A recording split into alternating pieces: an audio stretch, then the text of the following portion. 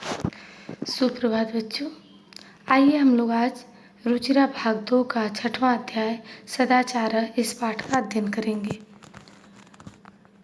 बच्चों, आज मेरा गला थोड़ा इस समय ख़राब चल रहा है, तो आप लोग जब मैं इसका सस्वर पाठ करूँगी तो थोड़ा सा हो सकता है सस्वर क्या स्वर ही ना हो, तो आप लोग उस पर जो इसका सुर होगा उस पर ध्यान दीजिएगा, इसके रैम्स पे ध्यान दीजिएगा। मेरी आवाज़ तो मान लीजिए ख़राब है, उसको थोड़ा नेगलेक्ट कीजिएगा। तो पहले बच्चों हम लोग देखते हैं, इसको पढ़ने से पहले चैप्टर को देखते हैं सदाचार का मतलब क्या है। तो सदाचार का मतलब होता है सद अर्थात अच्छा, आचार मतलब व्यवहार। तो अच्छा व्यवहार, इसी को हम कहेंगे सदाचार। यह आपके सिलेबस में क्यों दिया गया है? क्योंकि आप उस कच्चे घड़े के समान हैं जिसको हम चाहे जैसा चाहे वैसा बना सकते हैं।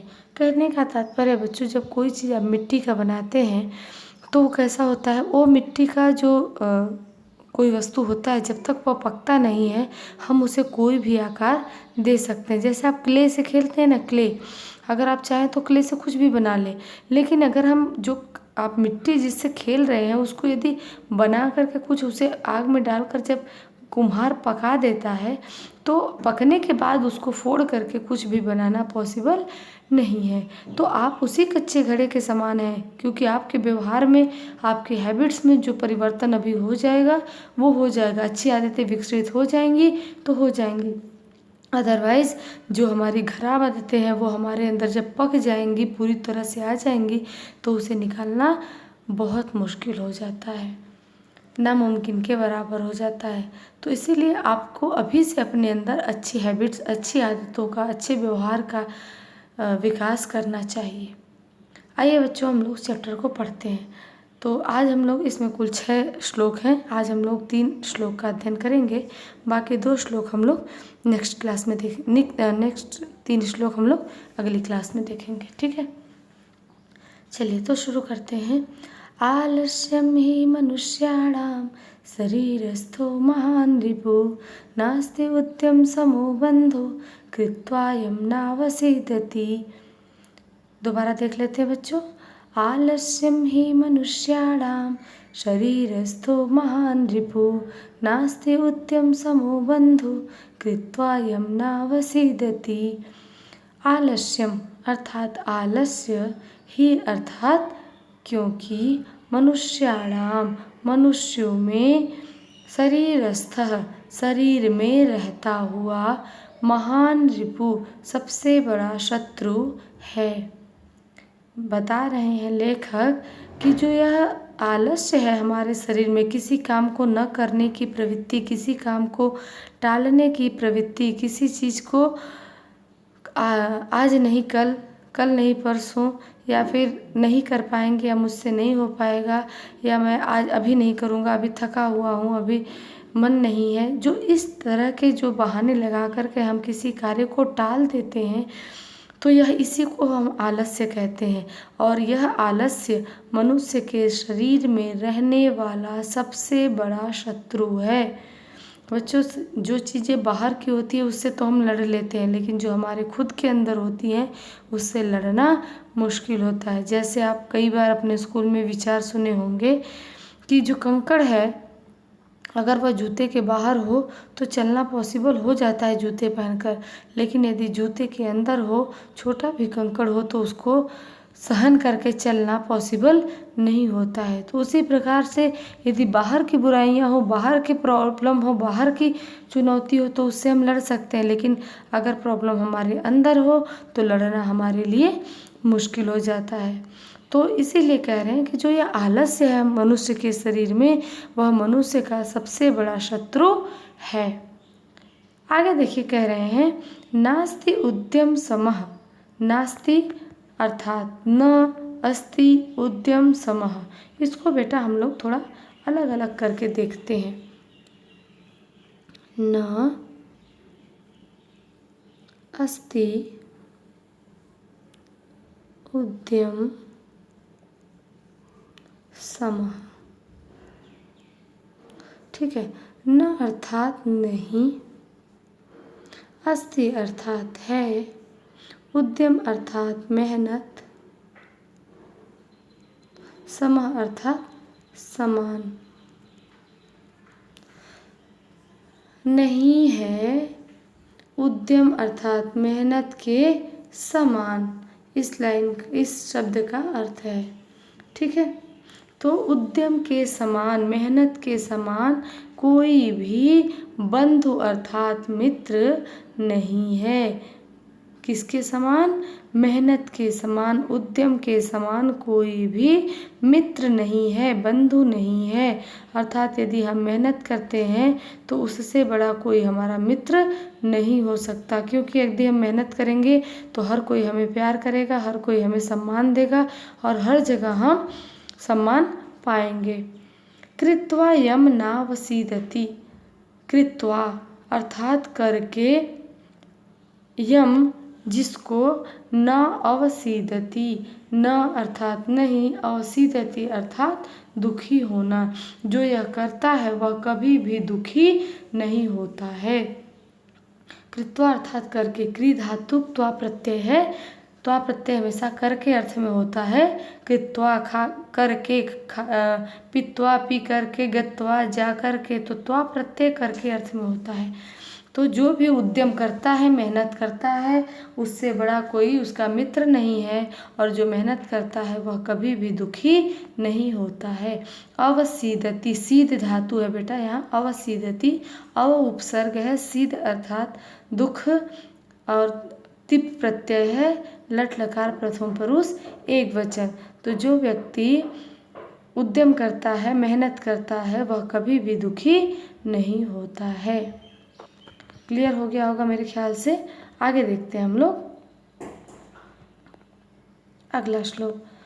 श्वः कार्यमद्य कुर्वीत पूर्वाह्ने चापराह्निकं, नहि प्रतीक्षते मृत्यु कृतमस्य न वा कृतम्। फिर से देखिए, शब्दों पर ध्यान दीजिएगा।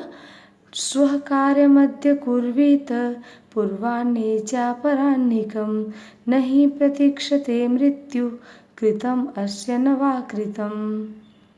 स्वः अर्थात आने वाला कल, स्वः अर्थात आने वाला कल, अद्य अर्थात आज, स्वः अर्थात आने वाला कल, अद्य अर्थात आज, ह्यः अर्थात जो बीत गया। तो होता है बच्चों ये देखिए, ह्यः सबसे पहले बीत गया, कल हो गया, ठीक है। अद्य आज का दिन हो गया, और श्व अर्थात कल का आने वाला दिन। तो यह हो गया बीता हुआ, यह हो गया आज, और यह हो गया आने वाला। ह्यः अद्य स्वः, ह्यः अद्य श्वः, याद कर लीजिएगा, ये आपको याद रहना चाहिए, पता होना चाहिए, ठीक है। तो आइए देखते हैं। स्वः कार्यम अद्य कुर्वीत पूर्वाह्ने चापराह्निकम्। स्वः अर्थात आने वाला कल, कार्यम कार्य को, अद्य जो कल आपको कार्य करना है, जो मान लीजिए आप बोलेंगे कल आने वाले कल में कि कल जो आपको कार्य करना है उसको आज ही, अद्य कुर्वीत कर लेना चाहिए। पूर्वाह्ने च अपराह्निकम्, पूर्वाह्ने, अह्न अर्थात दिन, यहाँ पर देखिए पूर्वाह्ने, इसका अर्थ होता है पूर्व प्लस अह्ने, ठीक है। तो पूर्व मतलब पहले, अह्न अर्थात दिन। तो दिन के पहले पहर में कौन सा काम दिन के पहले पहर में कर लेना चाहिए? अपराह्निकम, यहाँ पर देखिए बच्चों, अपराह्निकम दिया है, अपराह्निकम, च अर्थात और, अपराह्निकम जो अपराह्निकम दिन के दूसरे भाग में अर्थात शाम को जो काम करना है उसको सुबह कर लेना चाहिए। समझ में आ गया होगा। स्वः कार्यम अद्य कुर्वीत, जो काम कल करना है उसे आज ही कर लेना चाहिए, जो शाम को करना है उसको सुबह में ही कर लेना चाहिए। नहीं प्रतीक्षते मृत्यु, मृत्यु किसी की प्रतीक्षा नहीं करती है। कृतम अस्य न वा कृतम, कृतम अर्थात जो किया गया है वो भी और जो नहीं किया गया है वो भी, उस किसी के लिए जो कोई कार्य किया गया हो या आपका कोई कार्य अधूरा हो उसके लिए मृत्यु कभी इंतजार नहीं करती है। समझ में आ गया होगा बच्चों। आगे देखिए, सत्यम ब्रूयात् प्रियम ब्रूयात् न ब्रूयात् सत्यम अप्रियम, प्रियम च नानृतं ब्रूयात् एष धर्मः सनातनः। सत्यम ब्रूयात्, सत्यम अर्थात सच, ब्रूयात् अर्थात बोलना चाहिए। क्या कैसा बोलना चाहिए? सत्यम, सत्य बोलना चाहिए। यहाँ पर देखिए ब्रू धातु है और विधि लिंग लकार है।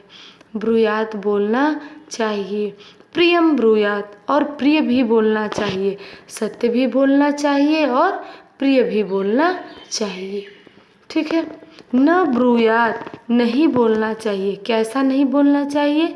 सत्यम अप्रियम, जो सत्य हो लेकिन कड़वा लगे सभी को, ऐसा भी वचन नहीं बोलना चाहिए। और एक्चुअली ऐसा होता ही है, लोगों को जो भी सच्ची चीज़ें कहिए वो भी कड़वी लगती हैं। तो सच्चाई हमेशा कड़वी होती है, लेकिन हमें ऐसा ध्यान रखना चाहिए कि लोगों को इस बात की तकलीफ़ ना हो। तो उनके जो ऐसी बात जो किसी को बुरा लगे, उसे चुभे, ऐसी बात भी नहीं कहनी चाहिए। प्रियम च नानृतं ब्रूयात्, अब कह रहे हैं बोलना कैसा चाहिए? सत्य बोलना चाहिए, प्रिय बोलना चाहिए, लेकिन सत्य और जो सत्य हो लेकिन अप्रिय लगे, कड़वा लगे, ऐसा भी नहीं बोलना चाहिए। तो कैसा बोलना चाहिए? प्रियम च नानृतं ब्रूयात्, जो प्रिय हो और झूठ ना हो। अनृतम, अनृतम मतलब झूठ, न अनृतम, जो झूठ न हो, सच हो, ऐसा बोलना चाहिए। एषः धर्मः सनातनः, ऐसा धर्म, यह सनातन धर्म में कहा गया है या हिंदू धर्म में कहा गया है। यह हमारा धर्म भी बनता है कि हमें सत्य और प्रिय बोलना चाहिए। ठीक है, सत्य बोलना चाहिए, प्रिय बोलना चाहिए। सत्य और जो अप्रिय हो ऐसी वाणी नहीं बोलनी चाहिए जो किसी को तकलीफ दे। हमें प्रिय और सत्य, नानृतम, न अनृतम, अनृत मतलब होता है झूठ, न अनृत मतलब जो झूठ न हो और प्रिय हो, ऐसा वचन बोलना चाहिए। ऐसा धर्म सनातन, ऐसा यही धर्म सनातन धर्म कहा जाता है। ऐसा हमारे सनातन धर्म हिंदू धर्म में भी कहा गया है। उम्मीद है बच्चों आप सभी को ये तीनों श्लोक समझ में आए होंगे। आगे के 3 श्लोक हम लोग नेक्स्ट वीडियो में देखेंगे। कोई प्रॉब्लम होने से आप मुझे वीडियो में भी कमेंट करके पूछ सकते हैं, अदरवाइज आप व्हाट्सएप में भी पूछ सकते हैं। आप ये तीनों श्लोक जो मैंने आज पढ़ाए हैं, ये तीनों श्लोक आप लोग याद करके रखेंगे। हम जब लाइव क्लास लेंगे उसमें हम इस पर डिस्कस करेंगे।